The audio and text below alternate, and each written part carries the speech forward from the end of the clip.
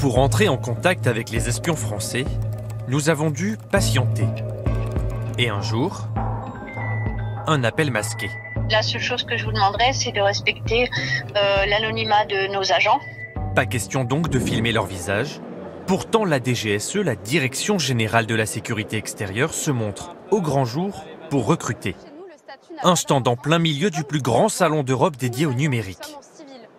Non, je suis étonnée, je ne savais pas du tout qu'on pouvait même postuler sur Internet. Je pensais que ça se faisait plus sous le manteau, entre guillemets. Ça fait un petit peu rêver, vous l'avez évoqué tout à l'heure, avec James Bond, on se fait un peu une image idéalisée peut-être, ou un peu plus mystérieuse, mais en tout cas, ça démystifie la chose et ça la rend plus accessible peut-être et plus envisageable. Damien, 20 ans, étudiant, recherche un stage. Justement, il se verrait bien dans le renseignement. Vous êtes dans quel domaine du coup? Je suis purement informatique. Vous envoyez CV et lettre de motivation à cette adresse. Okay. Et après votre stage, que vous le fassiez chez nous ou non, on pourra vous recruter également à l'issue. J'ai vu le bureau des légendes, donc j'ai une petite image un peu de ce que c'est, mais j'imagine bien que c'est assez loin de la réalité. Le bureau des légendes, une série à succès et à suspense. Merci. Mais travailler pour la DGSE, est-ce vraiment aussi palpitant? Cet ancien agent est resté 15 ans à la DGSE, dont 3 ans en tant que clandestin, c'est-à-dire sous une fausse identité. C'est un travail qui est comme assez administratif, mais dans un contexte à l'étranger, avec un contexte de menace qui peut parfois être dangereux.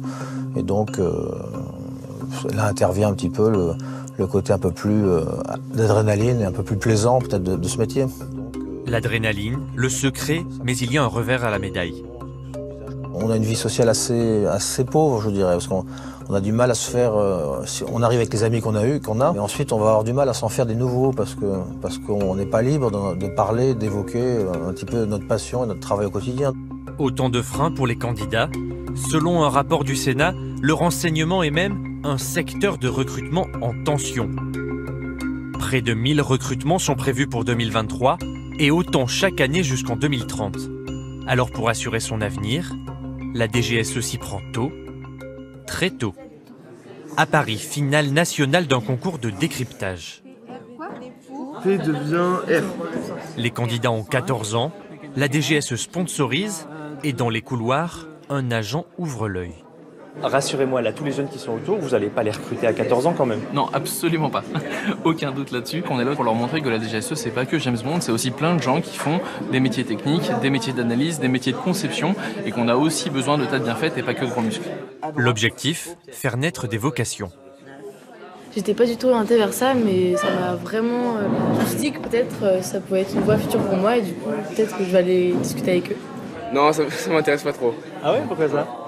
Ah, trop stress, je pense.